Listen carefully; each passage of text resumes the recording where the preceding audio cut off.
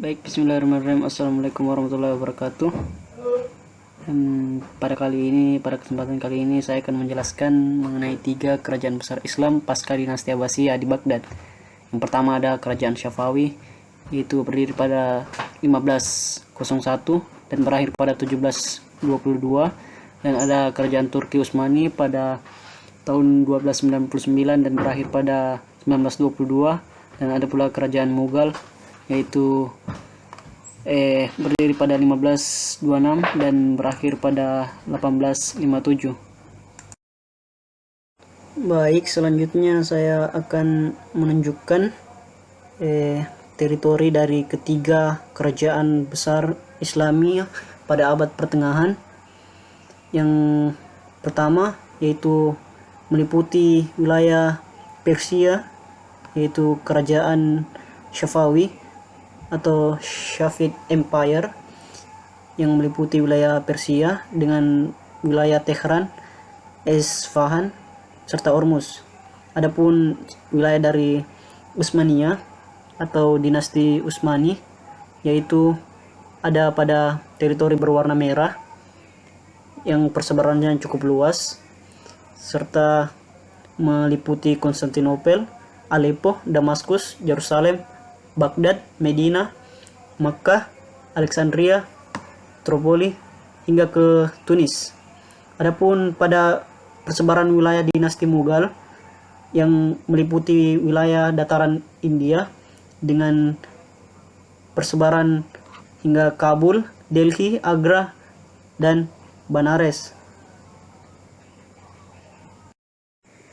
Baik, untuk selanjutnya saya akan menjelaskan mengenai kerajaan Syafawi, yaitu sejarah berdirinya. Dimulai pada abad ke-15, Kesultanan Utsmaniyah mulai memasuki daerah orang-orang Persia, mengakibatkan perang Utsmani serta Syafawi. Sebagai balasan, pengikut Syafawi dari Ardabil merebut Tabriz dari Turki di bawah pimpinan Ahmad. Syafawiyah kemudian dipimpin oleh Ismail I, dan di bawah pemerintahannya Tabriz menjadi ibu kota dinasti Syafawiyah, dan ia berdiri mendapat gelar Syekh Azerbaijan. Kemudian raja pertamanya yaitu Syekh Ismail Syafawi, Ismail I, lahir di Ardabil 17 Juli 1487, serta beliau meninggal di Tabriz 23 Mei 1524 pada umur 36 tahun. Yang lebih dikenal dalam bahasa Persia dalam sebutan Syekh Ismail. Beliau memiliki nama lengkap Abul Muzaffar Ismail bin Haidar Asy-Syafi'i,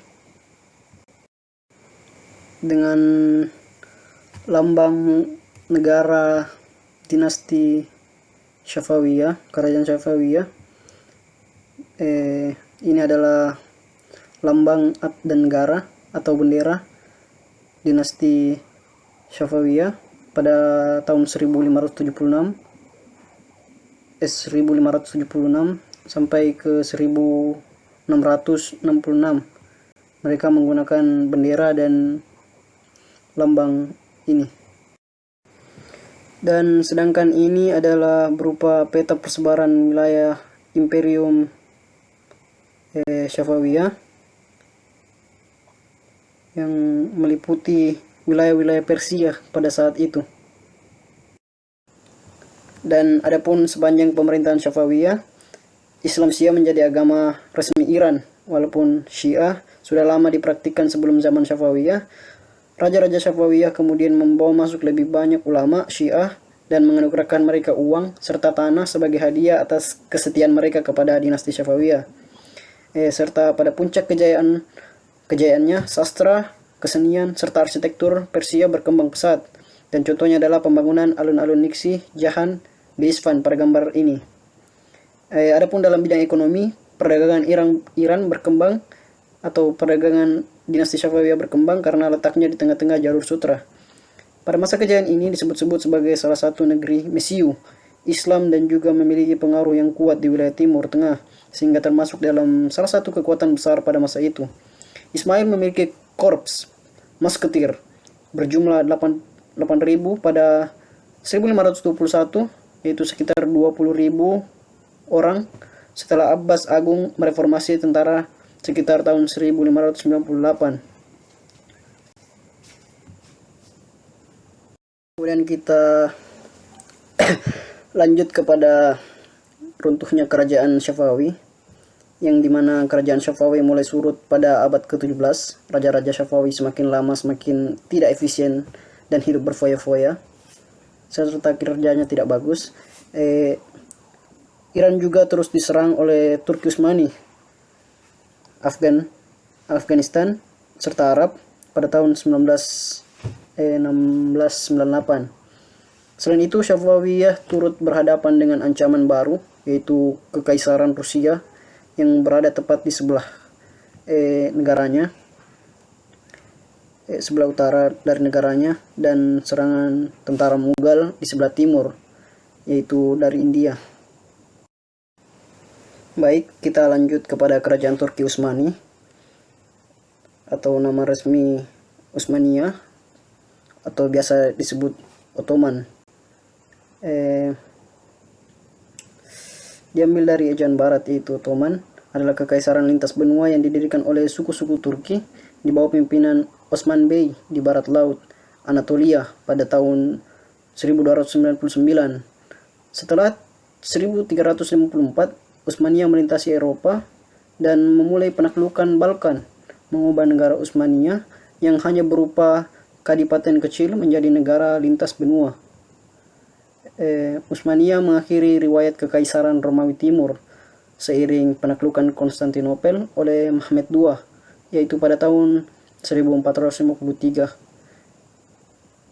yang mengakibatkan banyak kepanikan terhadap bangsa-bangsa Eropa karena jalur perdagangannya diputuskan oleh kerajaan Turki Utsmani pada saat itu. Baik, selanjutnya adapun pendiri atau pelopor dari kerajaan Turki Utsmani, yaitu Osman I, atau namanya Osman Ghazi. Beliau meninggal pada tahun 1323 dan catatan tanggal kelahiran beliau tidak tercatat dalam sejarah atau bahkan tidak diketahui. Ia merupakan bapak dari Wangsa Utsmaniyah dan merupakan pimpinan pertama dari negara Utsmaniyah yang di masanya masih berupa kadipaten kecil. Ia mewarisi jabatan ayahnya sebagai Adipati Bey atau Bey di bawah Kesultanan Saljuk. Sepeninggalannya, keturunannya menggunakan namanya sebagai nama negara dan dinasti, karena beliau memiliki sifat yang arif dan memimpin wilayah tersebut dengan sangat baik. Dan berikut adalah bendera serta lambang yang digunakan oleh Turki Utsmaniyah. Dapat kita lihat ada gambar berupa bulan serta bintang.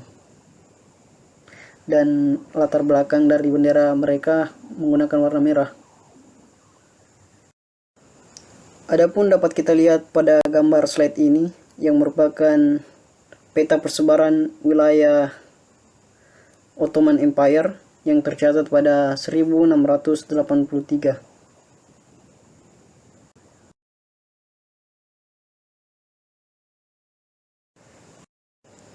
Baik, selanjutnya kita akan menjelaskan mengenai sejarah kerajaan Mughal yang berada di dataran India. Pendirinya yaitu Babur atau Zahir Uddin Muhammad bin Omar Sheikh, lahir pada 14 Februari 1483. Kemudian beliau meninggal 26 Desember 1530 pada umurnya yang ke-47 tahun. Ialah seorang penakluk Muslim dari Asia Tengah yang mendirikan Wangsa Mughal di India. Baginda merupakan keturunan langsung Timur melalui keluarga bapaknya dan juga keturunan Genghis Khan melalui keluarga ibunya. Dapat kita lihat pada slide ini yaitu bendera serta lambang dinasti Mughal di India pada berdirinya kerajaan tersebut. Dan adapun perkembangan dari dinasti Mughal, yaitu banyak perkembangan dalam beberapa aspek. Yang pertama ada di bidang politik dan militer, Yaitu sistem yang menonjol adalah politik sulh ekul atau toleransi universal, yaitu pandangan yang menyatakan bahwa derajat semua penduduk adalah sama. Dan adapun perkembangan dalam bidang ekonomi, memajukan pertanian terutama untuk tanaman padi, kacang-kacangan, tebu, serta rempah-rempah, tembakau, dan lain-lain. Adapun pada dinasti ini, bidang seni dan arsitektur juga sangat berkembang pesat, yaitu dapat kita lihat dari ciri yang menonjol dari arsitektur Mughal adalah pemakaian ukiran dan marmer yang timbul dengan kombinasi warna-warni bangunan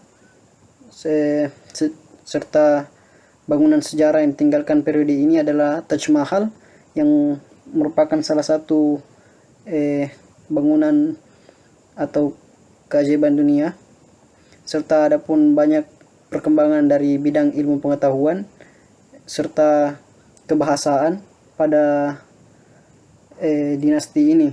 Adapun mereka menjadikan 3 bahasa nasional, yaitu bahasa Arab sebagai bahasa agama, bahasa Turki sebagai bangsawan, dan bahasa Persia sebagai bahasa istana kesusastraan. Dan pada slide ini dapat kita lihat peta persebaran India atau kerajaan dinasti Mughal pada tahun 1700-an yang merupakan masih wilayah kepemimpinan dari dinasti atau kerajaan Mughal. Adapun hancurnya dari kerajaan ini, banyak faktor penyebab kemunduran atau kehancuran kerajaan Mughal, antara lain yaitu perebutan kekuasaan antar keluarga, serta pemberontakan oleh umat Hindu yang pada saat itu mayoritas, sedangkan Islam merupakan minoritas karena penguasa yang terakhir memimpin melakukan pendekatan masuknya Islam lebih kepada jalur politik, bukan pada jalur dakwah kultural. Serta yang ketiga, ada pun serangan dari pihak atau kekuatan luar. Dan keempat, karena kelemahan ekonomi yang merupakan salah satu dari penyebab pemberontakan umat Hindu. Baik, kita sampai kepada slide terakhir. Terima kasih banyak atas telah menonton video ini. Mungkin lebih sederhana, maaf jika ada salah-salah kata atau salah-salah sejarah yang mungkin mengakibatkan kekeliruan. Saya Amri Yahya. Terima kasih. Wassalamualaikum warahmatullahi wabarakatuh.